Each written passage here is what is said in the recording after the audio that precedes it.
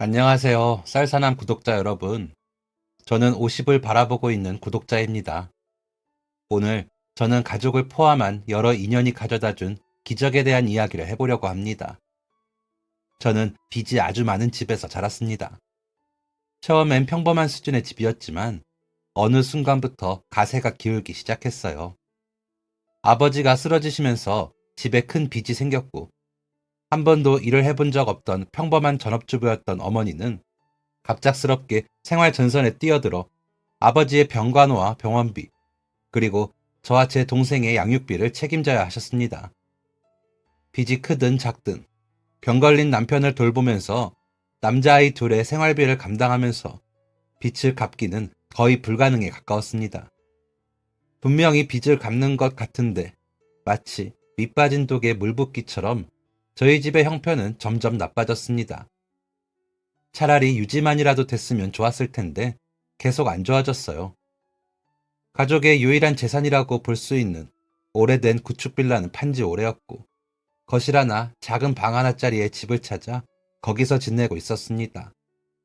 당시 제 나이가 12살이었는데 아직 세상을 잘 몰랐던 나이였기 때문에 저는 저희 집안의 상황이 나아질 거라는 막연한 생각을 가지고 있었습니다. 아버지가 편찮으신 거? 그래, 괜찮아. 어머니 혼자 나가서 일하시는 거? 그래, 그것도 괜찮아. 어차피 우리 집은 괜찮아질 거니까. 라는 해맑은 생각이었죠. 하지만 저희가 처한 현실은 어줍지 않은 희망으로 해결될 것이 아니었습니다. 결국 저는 큰고모의 집으로 보내졌어요. 얼굴도 몇 번 본 적 없는 분이었죠. 아버지가 돌아가시기 전에 몇 번 뵌 적은 있는 것 같은데 그마저도 자주 있는 일은 아닌지라 기억이 흐릿했습니다. 애당초 친가 쪽 어른들도 서로 가깝게 왕래하는 분들은 아니었거든요. 그런 상황에서도 큰 고모님이 저를 받아주신 건 참 감사한 일이었습니다. 어머니가 빌다시피 딱 몇 년만 맡아달라고 고개를 조아려서 겨우 얻어낸 허락이었지만요. 몇 년만 안 될까요? 형님도 아시잖아요. 저는 가족이 없어요. 맡길 데가 아무 데도 없고 그렇다고 부모가 있는 애를 고아원에 맡길 수는 없잖아요. 이 말을 듣는 순간부터 저는 죄인이 되었습니다. 부모님의 가족들에게 죄인이 되었죠. 차라리 못 들었다면 좋았을 텐데 이 이야기를 듣고 나니 천덕꾸러기 취급을 받는 것도 충분히 이해가 되더라고요. 그래, 받아주신 것만으로 어디야. 이것만으로도 감사해야지. 고모님은 엄격한 분이셨습니다. 식사 예절, 옷 입는 것, 씻은 후 화장실 정리, 빨래를 하고 개는 것, 밥을 하는 것, 모든 것을 관리하셨죠. 지금 얘기한 것들은 물론 교육이 필요한 것들입니다. 자라는 아이들이라면 필수적으로 배워야 하는 것이죠. 그런데 밥을 먹다 반찬 하나를 떨어뜨렸을 뿐인데 숟가락으로 이마를 맞는다면 그건 당연히 필요한 교육일까요? 몸이 자라면서 옷의 길이가 짧아졌을 뿐인데 거지같이 입고 다녀 고모부의 위신을 떨어뜨린다며 혼이 나는 것은요. 저를 포함한 4인 가족의 빨래를 모두 제가 책임져야 하고 4사람의 속옷을 제가 모두 손빨래 해야 했다면요. 하지만 저는 해야 했습니다. 어찌됐든 저는 그 집의 객식구였고 환영받지 못하는 손님이었으니까요. 고모님의 마음에 들지 않는 행동을 한 번이라도 했다가는 니네 엄마한테 돌아가고 싶어서 이래? 라는 소리를 들었으니까요. 어머니가 저를 고모님 댁에 보낸 것이 원망스러웠지만 제가 돌아가서는 안 된다는 것을 알았습니다. 그래서 이를 악물고 버텼어요. 어머님은 저를 2, 3년 내, 길어도 3, 4년 내에 데려간다고 하셨습니다. 그런데 저는 20살이 될 때까지 집으로 가지 못했습니다.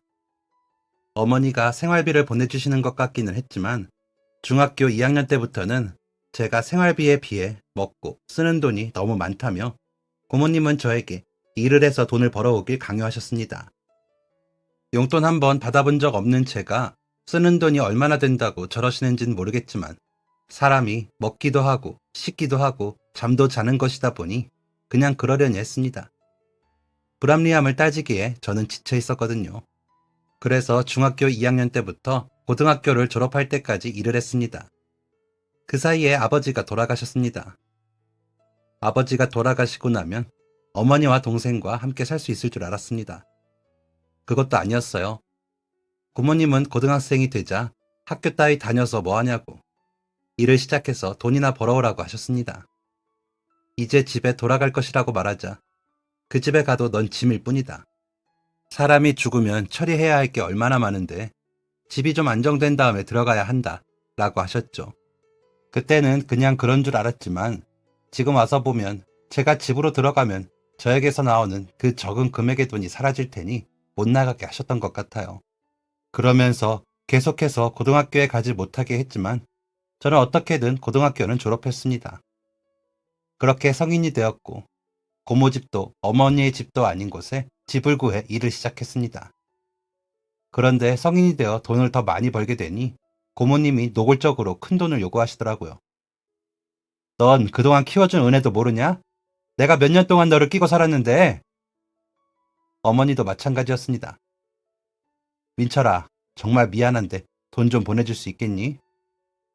2주 전에도 보내드렸잖아요. 제 월급의 3분의 2 보내드리고 있는 거예요, 지금. 그래도 지금 당장 돈이 좀 필요해서 월급 나오려면 멀었어요. 모아둔 돈도 없고. 그럼 너가 일을 더 하면 되잖니. 어머니의 말은 일을 마치면 또 다른 일을 하라는 것이었습니다. 하루에 5시간 자며 일하는 저에게 말이죠. 어머니의 사정이 이해가 안 되는 것은 아니었지만 너무나 힘들었습니다. 그리고 제가 딱 한 번 어머니에게 고모님의 집에서 얼마나 힘들었는지를 말씀드린 적이 있습니다. 저는 어머니가 그동안 고생했다, 미안하다 라고 말씀하실 줄 알았어요. 그런데 어머니의 반응은 그런 것이 아니었습니다. 그래도 어떡하니, 엄마도 많이 고생했어. 그동안 아등바등 살아온 모든 것들이 무의미해지는 순간이었습니다. 마음이 무너져 내린 저는 군입대를 선택했어요. 따로 나와 살고 있던 집도 정리하고 아무에게도 말하지 않고 군대에 입대했죠. 소식을 듣고 찾아온 어머니의 면회도 거절했습니다. 편지는 뜯어보지도 않았어요. 그렇게 제대를 하게 되었고 제대를 하니 동생이 입대를 한다고 하더라고요. 동생과도 그렇다 할 형제 애가 없었기 때문에 별 관심이 없었습니다. 이제 자신이 군대를 가니 형이 어머니를 모시라는 말에 그런다고 했습니다. 그래도 낳아주신 분이니까요. 그렇게 동생이 제대할 때가 되었고 저는 곧장 다른 지역으로 일자리를 구했습니다. 동생 대신 어머니를 모시고 사는 동안 너무 시달렸거든요. 동생은 어머니와 계속 함께 살면서 그래도 어머니의 사랑을 경험해 봤겠지만 저는 아니었기 때문에 어머니의 우울한 감정과 경제적인 의존을 견디기가 너무 힘들었습니다. 형, 진짜 다른 지역으로 갈 거야? 너도 왔으니까 내가 더 있을 필요는 없을 것 같다. 다달이 돈은 보낼게. 어쨌든 너가 모시고 사는 거니까 내가 너보다 생활비를 더 드리면 될 것 같다. 이렇게 말하고 저는 다른 지역으로 떠났고 동생과 저는 꽤 오랫동안 얼굴을 보지 않았습니다.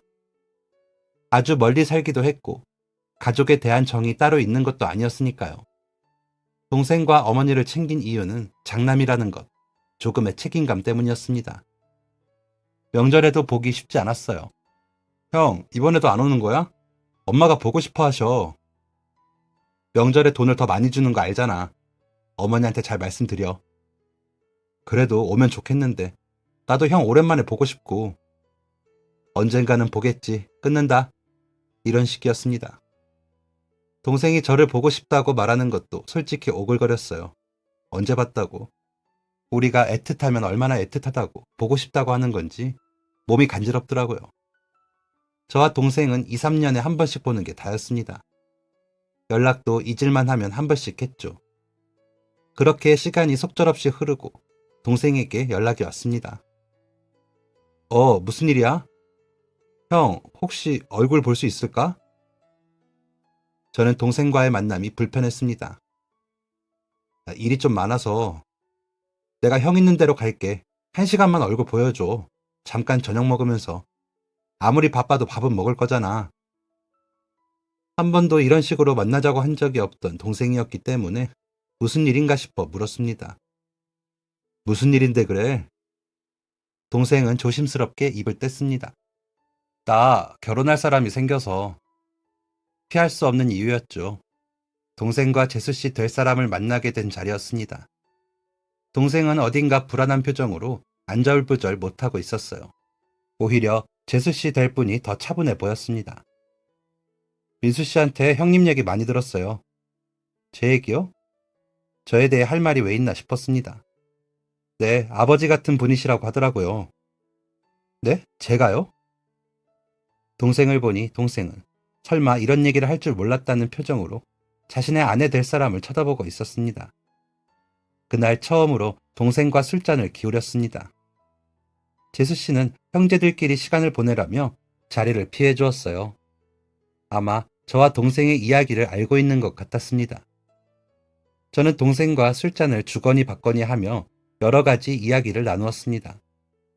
그동안 어떻게 지냈는지, 군 생활은 어땠는지, 요즘 어머니는 어떻게 지내시는지, 시간을 거슬러 올라가 내가 없는 동안 어머니와는 어떻게 지냈는지, 아버지가 돌아가실 때는 어땠는지, 나만 빼놓고 함께 살 부딪히며 사는 아버지, 어머니, 동생이 원망스러워 단 한 번도 묻지 않았던 질문이었습니다.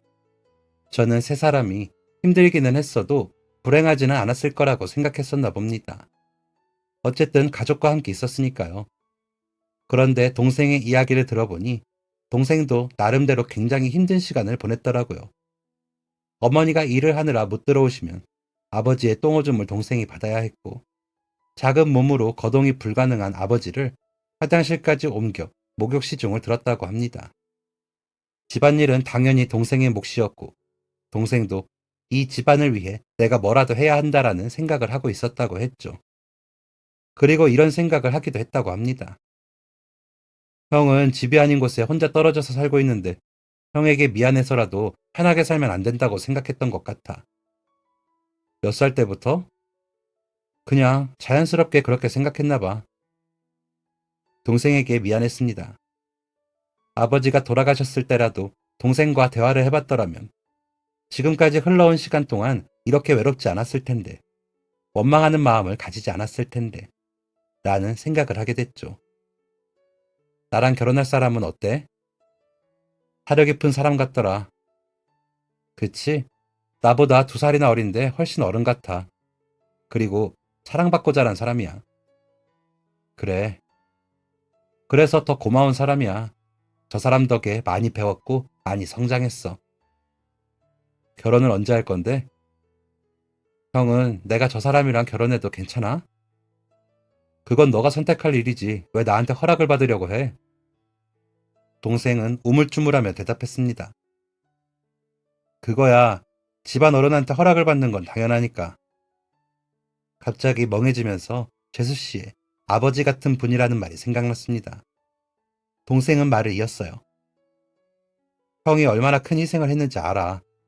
내가 아직 일을 못하는 나이일 때부터 큰 돈을 집으로 보내고 형 덕에 빚도 많이 갚았어. 내가 고등학교 졸업하고 야간대학도 졸업할 수 있었던 거. 그리고 좋은 사람 만나서 결혼을 꿈꿀 수 있었던 것도 다 형 덕이야. 고마워. 형은 나를 키워준 사람이고 내 아버지 같은 존재야.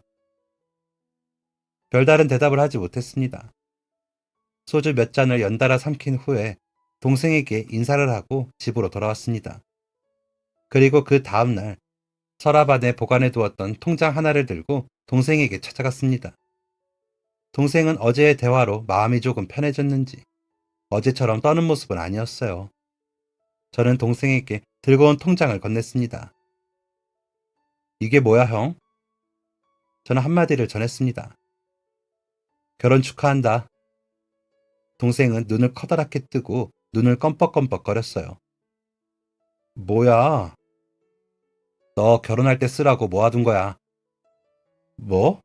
이 돈을 어떻게 모았어? 돈 나갈 때도 많았으면서. 큰 돈도 아닌데 뭐. 이게 어떻게 큰 돈이 아니야. 동생은 눈물을 뚝뚝 흘리며 말했습니다. 형, 나 이거 못 받아. 형 결혼할 때 써도 모자랄 돈인데 이걸 내가 어떻게 받겠어. 저는 이렇게 말했습니다. 민수야, 나는 누군가를 만나서 사랑을 하고 결혼할 자신이 없다. 너무 치열하게 살아서 그런 건 꿈 같은 얘기야. 그래도 너는 그럴 수 있는 사람을 만나서 다행이다. 어차피 널 위해 준비한 거야. 언젠간 주려고 했는데 이렇게 주게 돼서 다행이다. 결혼 축하한다. 동생의 결혼 자금을 모아둔 건 사실이었습니다. 동생과 속 깊은 이야기를 하기 전에도 미우나 고우나 제 동생이니까요. 동생은 크지는 않지만 아기자기한 결혼식을 치렀습니다. 결혼식에서 본 동생은 한 번도 본 적 없는 행복한 미소를 짓고 있었어요. 가슴이 벅차오르더라고요. 동생이 결혼한 지 얼마 되지 않아 좋은 소식이 들렸습니다. 동생 부부의 임신 소식이었죠. 그렇게 제 인생도 조금씩 따스한 기운이 들어오기 시작했습니다. 어머니와의 관계에서도 많은 변화가 생겼어요. 제가 일을 하면서 보니 어머니의 상황이 더 이해가 되더라고요.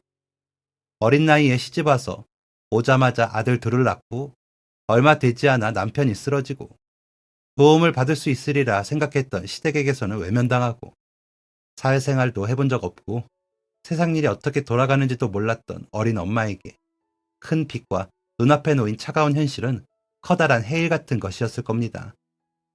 쉬운 길이, 더 나은 길이 있었을 수도 있는데 그것을 찾을 수 있는 여유도 방법도 몰랐겠죠. 어머니도 배우고 성장해야 하는 시간이 필요했던 것입니다. 어머님은 저에게 울며 사과하셨습니다. 엄마가 뭘 잘 몰라서 나도 힘들다고 자식까지 힘들게 해서는 안 되는 건데 엄마가 미안하다.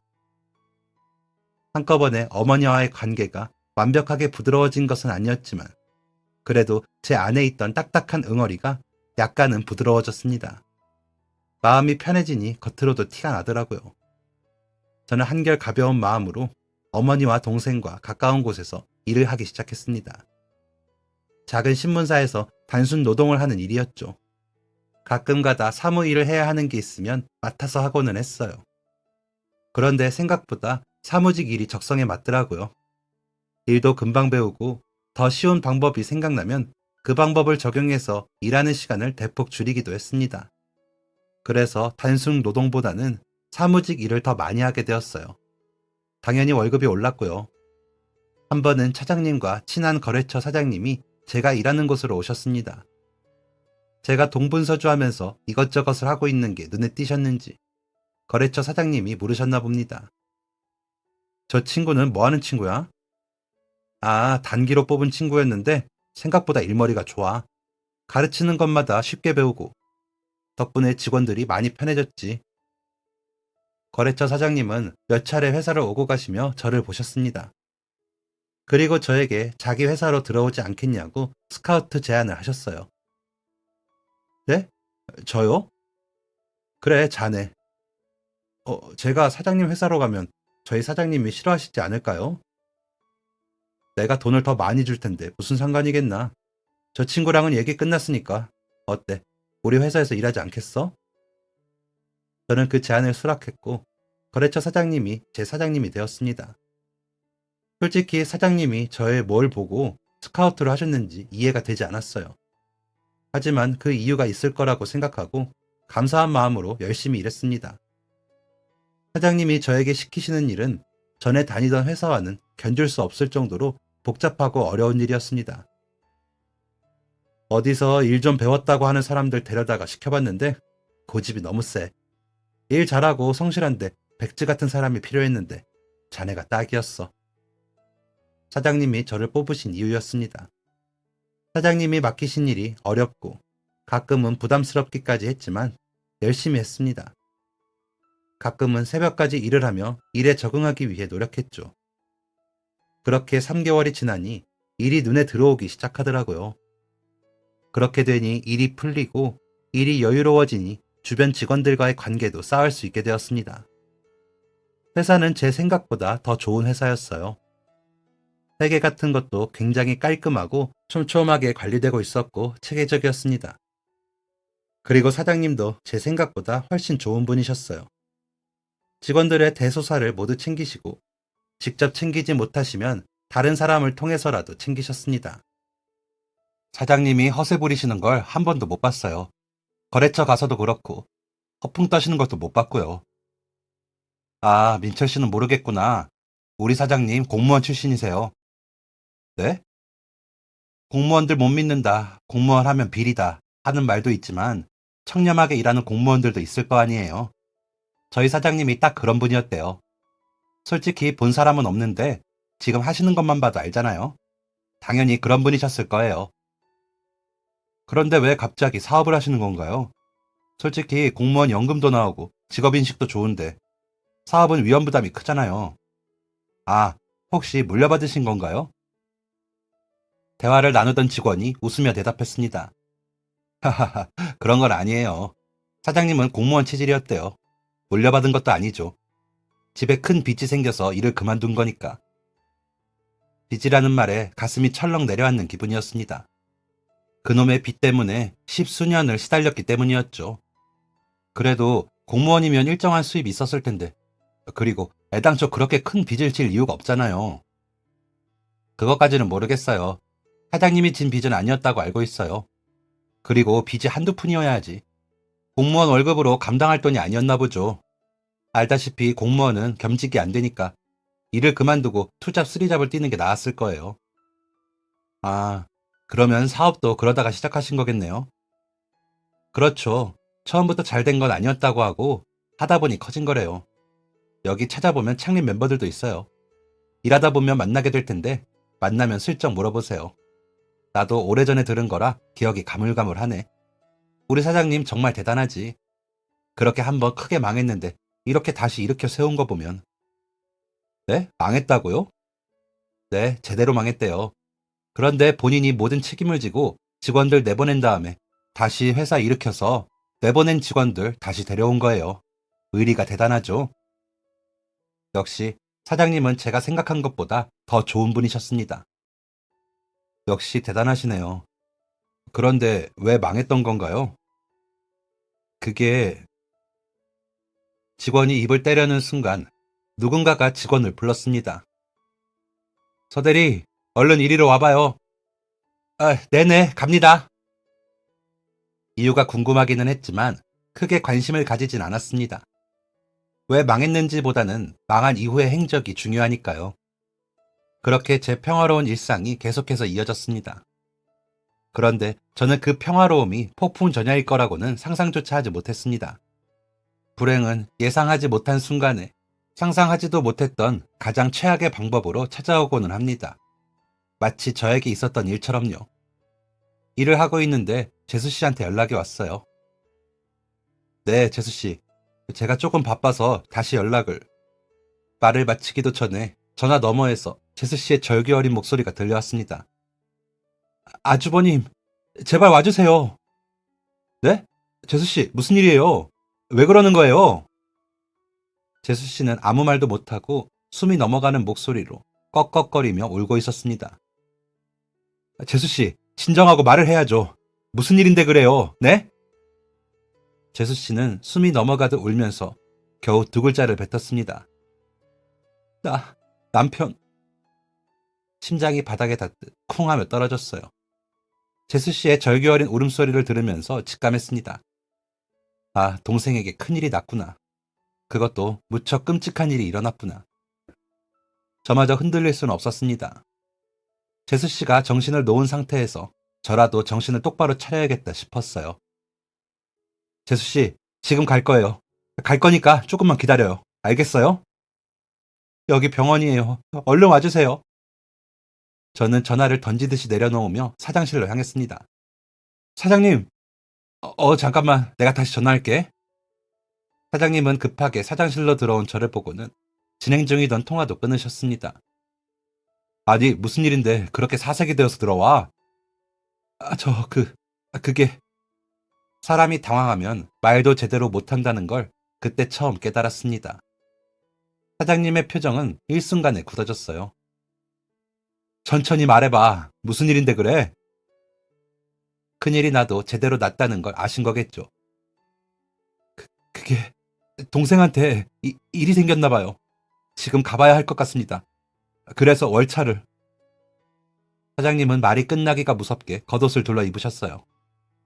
앞장서. 무슨 말씀을 하시는 건가 싶어 여쭤보았습니다. 어딜요? 자네 지금 얼굴이 말이 아니야. 그 상태로 제대로 찾아갈 순 있겠어? 데려다 줄 테니까 얼른 겉옷 챙겨서 나와. 괜찮다고 거절의 말 한마디라도 했어야 하는데 그런 말도 나오지 않더라고요. 저는 말없이 사장님의 뒤를 쫓았습니다. 사장님, 그런데 동생이 있는 곳이 좀 멀어요. 그래봤자 북한보다는 가깝겠지. 얼른 타. 저는 사장님의 옆자리에 앉아 동생에게로 갔습니다. 가는 동안 사장님은 별 말씀하지 않으셨어요.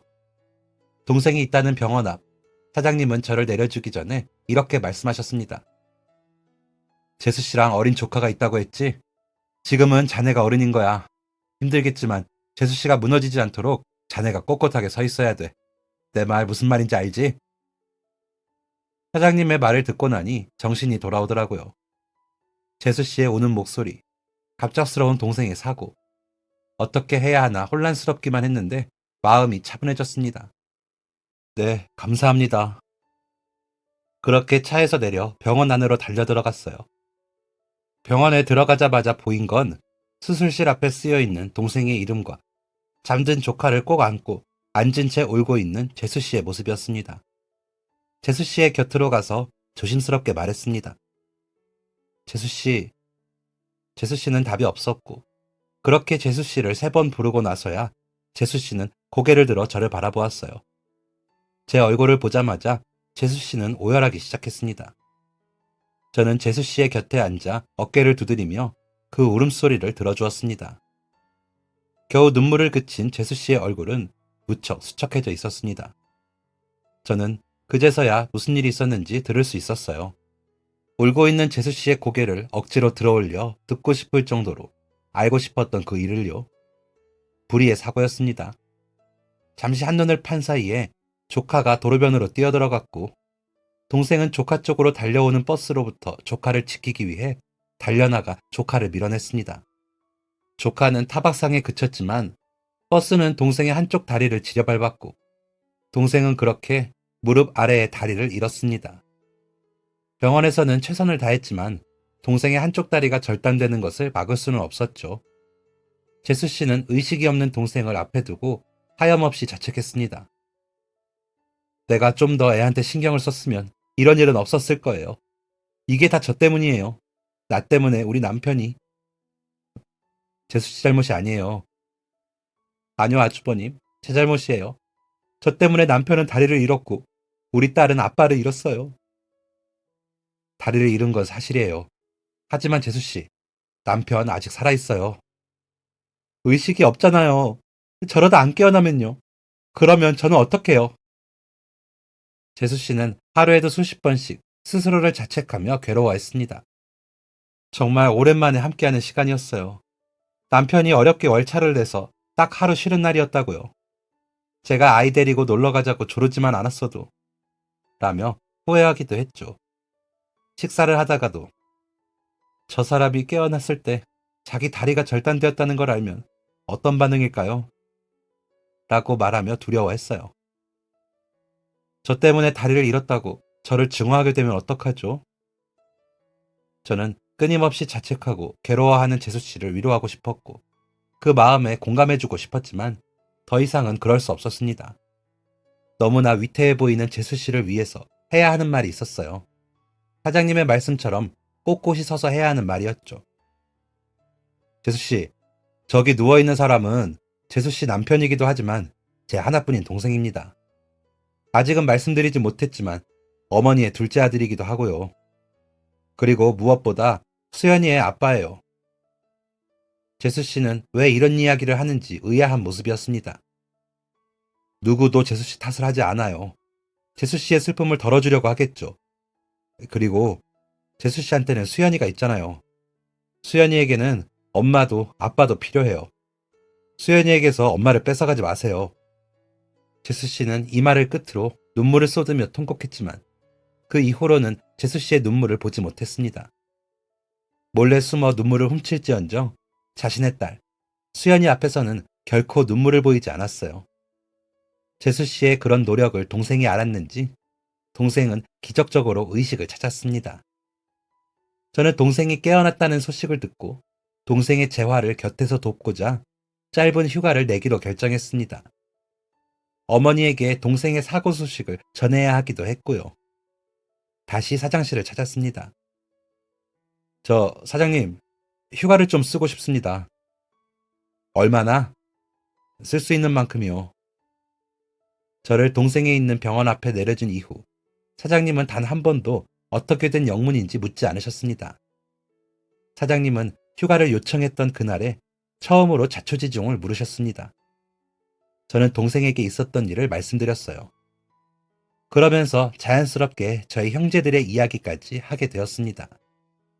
편찮으셨던 아버지, 홀로 생계를 책임지셔야 했던 어머니, 친척집에서 자라며 구박대기 취급을 받았던 어린 날, 아버지 똥 오줌을 받아내야 했던 어린 동생의 이야기까지. 그게 뭐 자랑이라고 미주알 고주알 모든 이야기를 털어놓았습니다. 누군가에게 저의 이야기를 자세하게 털어놓은 것은 그때가 처음이었어요. 저는 사장님이 제 말에 어떤 반응이라도 하실 줄 알았습니다. 그런데 사장님은 안타까워한다거나 놀라워하는 둥 그 어떤 반응도 보이지 않으셨습니다. 그런데 이런 말은 하셨어요. 동생 재활 시작했다고? 네. 재활하는 데는 얼마나 걸리지? 사람마다 다르다고 합니다. 본인의 의지가 중요한 건 당연한 거고 사람마다 회복하는 속도가 다르다고 하네요. 그래. 동생 상태는 어떤가? 많이 충격받았습니다. 처음에는 말도 못하고 일상생활이 불가능했는데 이제는 재활 의지도 생겼어요. 자네 조카 때문이겠지? 네. 사장님은 저를 뚫어지게 쳐다보며 말씀하셨습니다. 좋은 형을 뒀네. 저는 사장님의 말을 가만히 듣고만 있었습니다. 그런데 그때 사장님의 입에서 재활 마치면 동생을 회사로 데려와 라는 말이 나왔습니다. 네? 취업시켜 줄 테니 동생 데려오게. 정말 감사한 말씀이었지만 당시엔 그 말이 정확히 이해가 안 됐습니다. 지금 이게 무슨 말씀이신지. 말 그대로 사고 난 자네 동생이 일상생활이 가능한 수준이 되면 우리 회사에서 일하게 해주겠다는 뜻일세. 아니, 왜 제 동생에게 그런 걸. 왜, 싫은가? 아니요, 싫을 리가요. 그냥 이렇게 편의를 봐주셔도 될지. 사장님은 마지막으로 이렇게 말씀하셨습니다. 나는 내 회사에 있는 사람들을 부속품처럼 굴릴 생각 없다네. 자네는 내가 직접 뽑아서 데려온 사람이야. 내 선택에 책임을 져야지. 사장님의 제안은 너무나 감사한 일이었지만 사실 그 말을 온전히 신뢰하기는 어려웠습니다. 아무래도 쉬운 일이 아니니까요. 무엇보다 제가 이런 호의를 누려도 될 정도로 사장님의 신임을 받고 있지도 않았습니다. 그래서인지 사장님의 제안을 잊어버리고 있었어요. 저는 사장님이 주신 휴가 기간 동안 어머니에게 사고 사실을 알렸습니다. 어머니는 혼절하셨고 며칠간의 회복을 거친 후에야 동생의 사고 사실을 받아들이실 수 있었습니다. 재수 씨는 동생의 간병을 위해 일을 그만둔 상태였기 때문에 저는 재수 씨에게 많지는 않지만 그래도 쪼들리지는 않을 만큼의 생활비를 전해주었습니다. 아주버님, 계속 이러지 않으셔도 괜찮아요.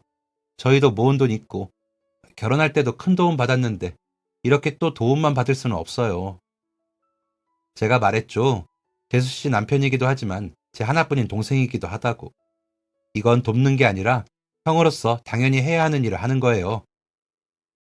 재수 씨가 동생을 간병하는 동안 어머니 손에 맡겨져 있는 어린 조카를 찾아가는 것도 잊지 않았습니다. 조카는 저를 볼 때마다 반갑게 맞이해 주었습니다. 간혹가다 큰아빠, 우리 아빠는 왜 집으로 안 오는 거예요? 아빠가 안 와서 내가 가면 제대로 안아주지도 않아요. 큰아빠가 혼내주세요. 라고 묻고는 했죠. 재수 씨와 동생은 어린 딸에게 차마 무릎 아래로 횡하게 비어버린 다리를 보여주고 싶지 않았을 것입니다. 저는 동생의 빈자리를 최대한 메꿀 수 있도록 조카를 찾았습니다. 그렇게 사장님의 배려로 가능했던 10일간의 휴가가 끝이 났고 저는 일상생활과 동생의 재활, 조카 돌봄을 함께하고 있었습니다. 그렇게 시간이 조금씩 흘러 동생이 퇴원을 할 수 있는 날이 되었어요. 물론 아직 무리하면 안 되는 단계이긴 해요. 하지만 일상생활 하면서 계속 재활하면 괜찮다고 하네요. 그래요, 재수씨. 그것만으로도 만족해요, 우리. 감사해요, 아주버님. 이게 다 아주버님 덕분이에요. 아주버님이 안 계셨다면 저 정말 다 포기해버렸을지도 몰라요. 저는 동생이 삶을 포기하지 않고 끔찍한 사고를 이겨냈다는 것만으로도 만족하며 더 이상의 기대는 하지 않았지만 세상은 생각보다 따뜻했고 저와 동생 그리고 재수 씨는 더 나은 미래를 기대할 수 있게 되었습니다. 바로 사장님을 통해서요. 동생이 태어나고 난 뒤 조카를 돌보는 것은 동생의 몫이 되었고 생계를 유지하는 것은 재수 씨의 몫이 되었습니다. 동생은 이런 상황에 죄책감이 굉장했어요. 동생은 한 번도 일을 쉬어본 적이 없는 사람이었고 아내가, 엄마가 홀로 집안 사정을 책임지는 상황에 최악의 경우를 겪어본 사람이었습니다. 동생은 다시 일어설 수 있다는 생각으로 재활에 임했지만 태어나고 난 이후에는 그동안의 긍정적인 마인드를 잃어버렸죠. 우울증이 오기까지 했습니다. 이 상황을 어떻게 해야 하나 고민하고 있는데 사장님이 대뜸 찾아오셔서는 이렇게 말씀하셨습니다. 동생은 퇴원했다고 했지? 네, 사장님. 그런데 왜 이력서를 안 가지고 오는 건가? 동생이 일을 할 만한 상황은 아닌 거지? 저는 사장님이 무슨 말씀을 하시는 건지 도통 알 수 없었습니다. 고개를 갸웃거리며 고민하고 있는데 그제야 사장님이 동생을 취직시켜 주시겠다고 하셨던 말이 기억났어요. 사장님, 설마... 사장님은 되려 깜짝 놀란 표정을 지으셨습니다. 설마 내가 그냥 한 말이라고 생각한 건 아니겠지? 그게 진심이셨던 건가요? 사장님은 웃으며 말씀하셨습니다. 그럼 내가 그런 걸 장난으로 말하는 사람 같아? 딱 보니 동생 일할 수 있는 상황인가 본데 내일 이력서 가져오게나. 저는 주저했습니다. 제 동생을 믿고 걱정하지만 아무래도 동생의 장애가 마음에 걸렸거든요. 동생이 회사에 들어온다면 대체 무슨 일을 할 수 있을지 감도 잡히지 않았습니다. 그 짧은 순간에 어떤 생각까지 했냐면 나 때문에 괜히 없는 자리를 만들어서 다른 직원들의 눈총을 사는 게 아닌가? 라는 생각까지 했죠. 하지만 사장님은 그러지 않으셨습니다. 동생이 일할 만한 자리를 염두에 두시고 취업 얘기를 하시는 거였어요. 저는 조심스러운 마음 반, 뛸 듯이 기쁜 마음 반으로 동생의 이력서를 적어 사장님께 전달했습니다. 사장님은 이력서를 받아들고 천천히 읽으셨어요. 그런데 갑자기 사장님이 이력서를 책상에 툭 하고 내려놓으시더니 손바닥으로 얼굴을 감싸셨습니다. 왜 그러시나 하고 지켜보는데 사장님의 몸이 미세하게 떨리는 게 보였어요. 사장님? 사장님은 울고 계셨습니다. 동생의 이력서를 보면서 울어버리다니. 동생의 사정이 그렇게까지 애처로웠나 싶더라고요. 사장님은 겨우 감정을 추스르고는 말씀하셨습니다. 자네 동생이었군. 세상에 이런 일이 있을 수가 있나. 저는 의아해하며 여쭤보았습니다. 제 동생을 아시나요? 사장님은 눈을 살며시 감으며 허리를 등받이에 기대셨습니다. 그럼 알다마다 내 생명의 은인인걸. 생명의 은인이라니? 너무 놀라 토끼 눈을 뜨고 사장님을 바라보고 있는데 사장님이 물으셨습니다. 동생이 예전에 일하던 곳에서 불이 났었다는 건 알지?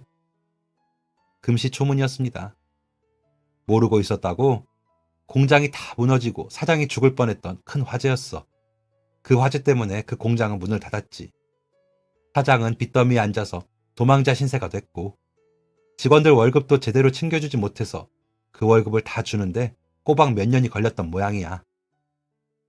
사장님이 남의 사업체 얘기를 이렇게까지 자세하게 알고 있는 게 의아하기는 했지만 충분히 그럴 수 있다고 생각하며 물었습니다. 거기에서 제 동생이 일하고 있었던 거군요.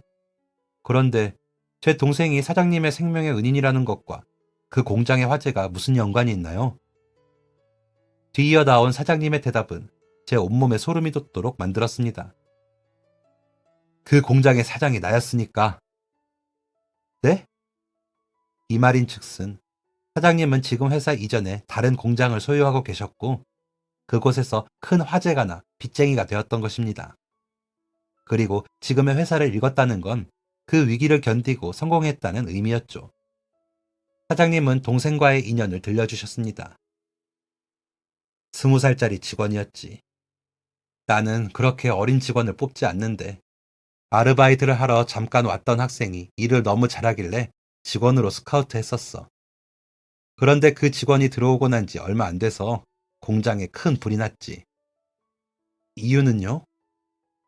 완전히 전소가 되는 바람에 당시에는 정확한 이유를 찾지 못했어. 추측하기로는 새로 들여온 기계의 결함이 아니었을까 싶어. 한순간에 잘 운영되던 회사가 망하다니 그 이유가 궁금했습니다. 당시에 나는 사업을 확장하는 중이었고 그 과정에서 무리하게 계약건을 따낸 적이 있어. 지금 와서 보면 큰 실수였지. 그런데 그때는 그게 두 번 다시 없을 기회로 보였어. 젊은이의 패기였달까? 그 무리한 계약건 때문에 새로운 기계를 들여놓은 거야. 어떤 기계인지, 어떻게 관리해야 하는지, 제대로 된 파악도 하지 않고 무작정 작업부터 시작했으니까. 문제가 생겼을 수도 있겠지. 화재가 나면서 큰 계약건의 납품을 제대로 지키지 못했고, 사업을 확장시키면서 진 빚들까지 갚을 수 없는 상황이 생기면서 회사가 순식간에 망해버렸어. 그 시기에 제 동생이 입사를 한 거고요. 그래, 맞아. 공장에 불이 났을 때 나는 내 사무실에서 잠을 자고 있었어. 며칠째 거래처와 잠도 못 자고 실랑이 했기 때문에 피곤해서 아무 소리도 못 들었던 거야. 그렇게 세상 모르고 자고 있는데 누가 나를 깨우더라고.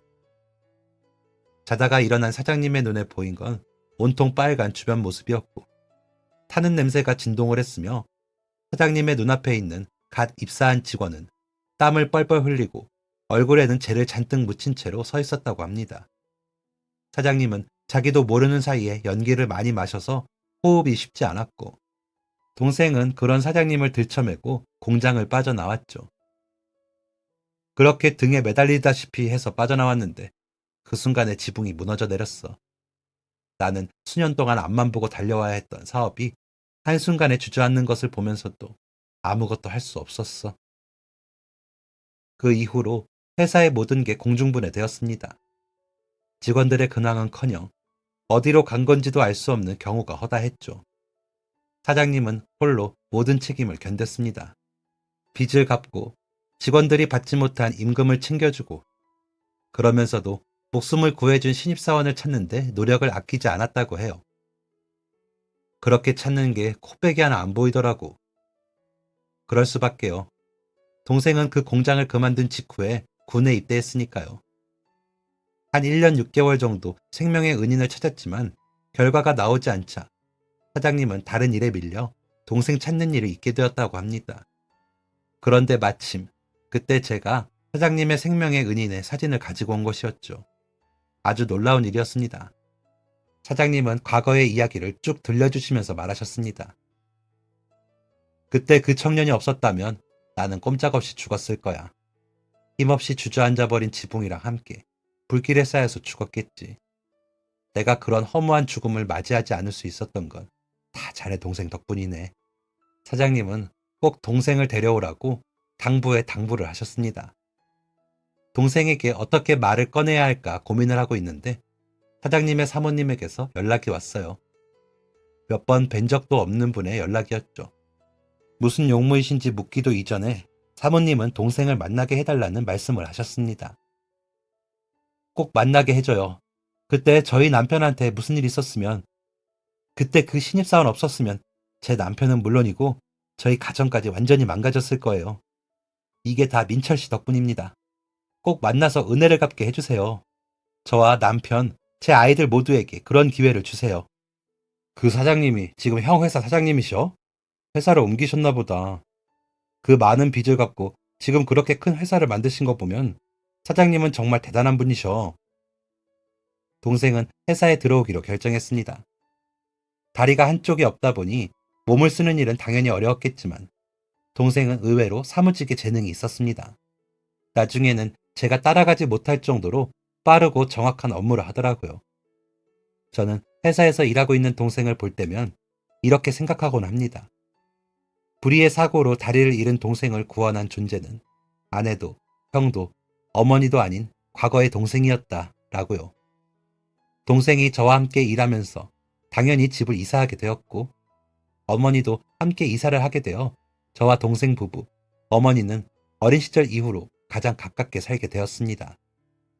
이전에는 허울뿐인 가족이었다면 이제는 진짜 가족이라는 생각이 들어요. 사장님은 여전히 제 동생을 은인 대하듯 해주십니다.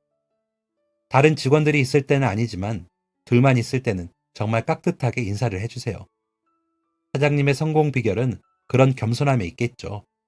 저는 사장님을 존경합니다. 그런 역경을 이겨냈지만 다시 일어나고 오래된 인연을 잊지 않고 기억하고 있었다는 것이 가장 큰 이유죠. 그리고 저는 동생을 존경합니다. 저에게 먼저 손을 내밀어 준 것도 동생이었고, 동생은 삶의 의지가 대단했으며, 아내와 딸을 보면 삶의 원동력이 생기는 멋진 아버지이자 남편입니다.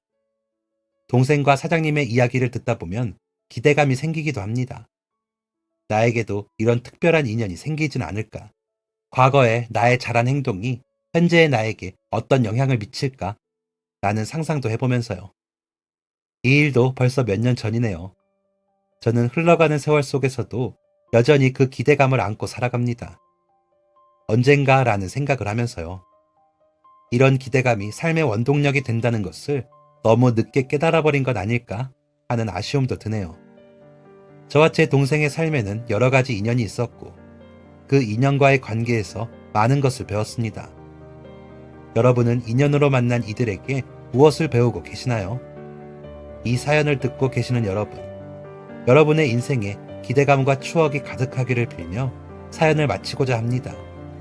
끝까지 사연을 들어주셔서 감사합니다. 안녕히 계세요. 지금까지 사연 들어주셔서 감사합니다. 사연이 재밌으셨다면 구독과 좋아요를 눌러주세요. 감사합니다. 안녕히 계세요.